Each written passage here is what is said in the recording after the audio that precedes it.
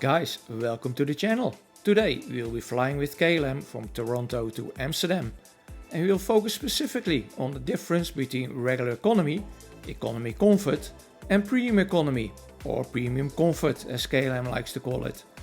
I will give you a detailed price breakdown which will demonstrate that in some cases the price difference between these three classes isn't that big, and I think this will surprise most of you. We also visit the KLM Crown Lounge here in Toronto, one of only two KLM lounges outside of the Netherlands. So keep watching, because this will be a very interesting video. Welcome to the Frequent Business Traveler channel.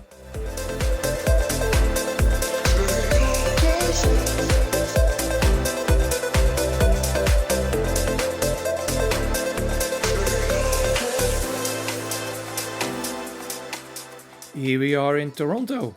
I'm enjoying the last couple of minutes in Toronto at the rooftop bar of the Park Hyatt before it's time to go to the airport. Let me finish my beer, get back to the room and check out of the hotel.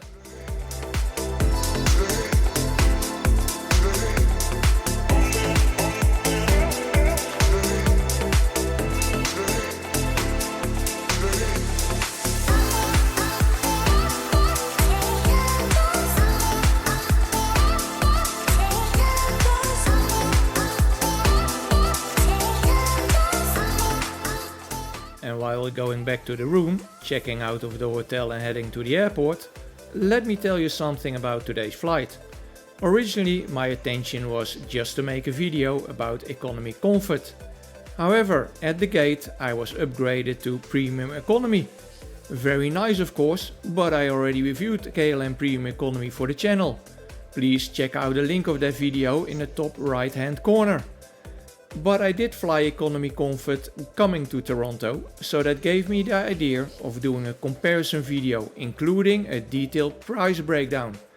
I got quite a lot of comments after my premium economy videos that premium economy simply isn't worth it. And even though sometimes it's more than double the price of regular economy, depending on what options you want, that might not always be the case.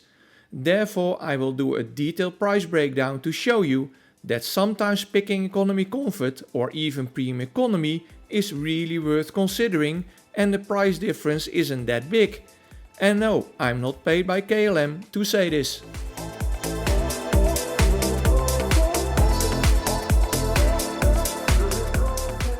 I like the city of Toronto, and I especially like the Toronto Islands overlooking Lake Ontario and of course the Niagara Falls, a 2-hour ride from Toronto.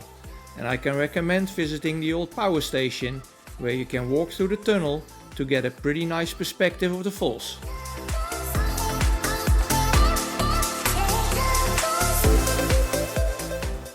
And with these touristic tips out of the way, we have arrived at the International Airport of Toronto. And the airport looks like any other North American airport.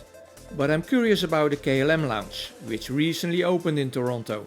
There are only two KLM lounges outside of the Netherlands, the other one being in Houston, which is there for quite a while already. Houston is not such a strange place for a KLM lounge, since Houston used to be the most profitable route of KLM. In fact, back in 2005, KLM introduced an all business class plane flying from Amsterdam to Houston, besides the regular 747 KLM was already flying. These days are long gone, but the KLM Lounge is still there in Houston. I have no idea though why KLM picked Toronto for the other new KLM Lounge. So let's check in and see what it's like.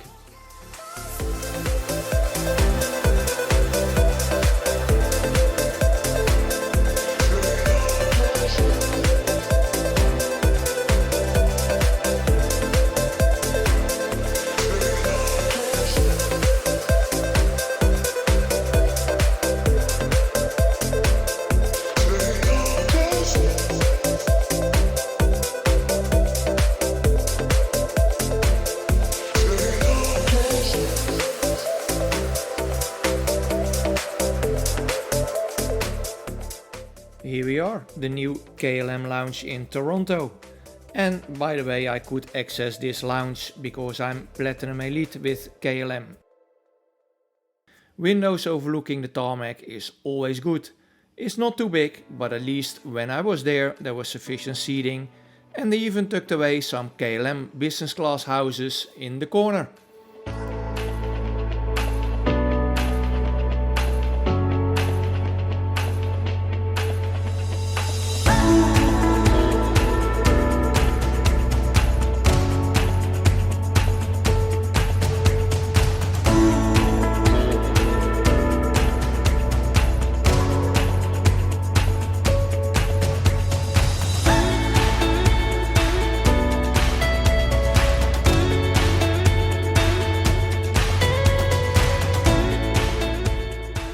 There is a small buffet, it's not fantastic, but they do have spring rolls which aren't too bad. Of course, what we're really interested in is what's the cappuccino like. Let's do our cappuccino lounge review.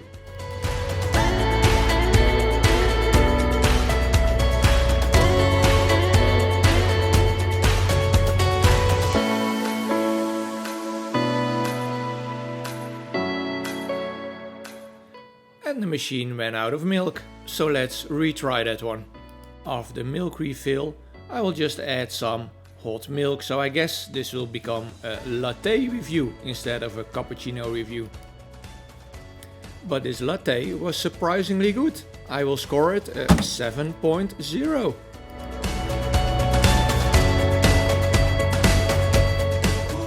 After the lounge, it's finally time to board the plane. And let me start with the seat configuration.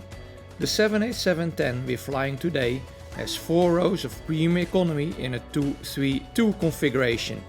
The 787-9 has 3 rows of Premium Economy, and regular Economy has the 3-3-3 configuration.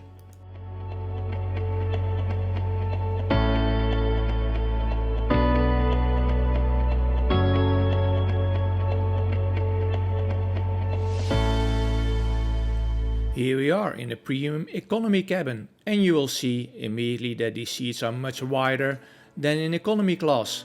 With Economy Comfort you're getting 10 cm more legroom and a bit more recline of the seat compared to regular Economy, and 10 cm more legroom does make quite a big difference. Also, you're sitting directly behind business class and Premium Economy, which means you're one of the first ones to exit the plane, which can be really useful when you need to queue for immigration. At least it's one of the reasons why I always prefer to sit in front of the plane. So let's do a price breakdown and see what's really the difference between Economy, Economy Comfort and Premium Economy. And you will see that sometimes it's absolutely worth it purchasing Economy Comfort or even Premium Economy depending on what options you want to have. Let's do this. And for this example I'm using a return ticket from Amsterdam to Toronto and Toronto-Amsterdam. Let's for this first leg choose Economy Light, the cheapest economy class of €320. Note, there is no checked luggage for this fare, and the next fare, Economy Standard, does come with checked luggage.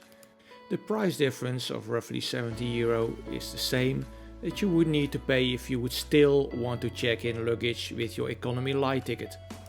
Now the return leg. I can actually choose between Economy, Premium Comfort and Business Class. And this is not always the case. Sometimes I need to pick a more expensive economy fare for the first leg in order to be able to choose Business Class as an option. Anyway, in this case it's possible. Let's go ahead though with the Economy Class option of €407. Note, Premium Economy is €721. That's a difference of €314. Anyway, let's go ahead with this booking and then see what happens if we add a seat reservation.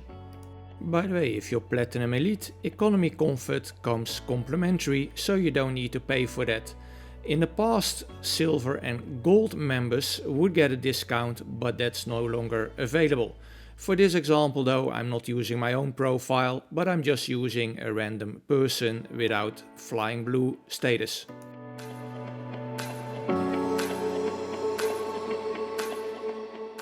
Here we are at the seat configuration of the return leg. And by the way, did you notice that Economy Comfort on the return leg is €5 more expensive? Anyway, it's €110, but if I do want to make a seat selection other than Economy Comfort, I sometimes need to pay up to €70 extra. Take this first row in the middle of the plane indicated by the yellow seats behind the toilets. Well, if I need to choose between seats behind the toilets in the middle of the plane or economy comfort in the front of the plane, and the price difference is only 35 or €40, well, I'm sure I know which one to pick. But also the other seats behind economy comfort run up to €50 extra. Again, it makes a price difference with economy comfort not that big, and I think you should seriously consider just booking economy comfort straight away. That is, if you do want to make a seat selection anyway. Let's go back to this return flight and check out that premium comfort option again. Again, that was €721.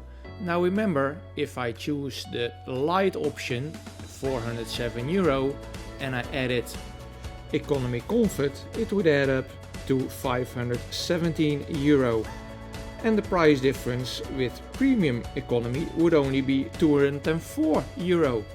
So let's check out this premium light option. Interesting here, it says no free seat choice. So let's just select that and see if that's really the case.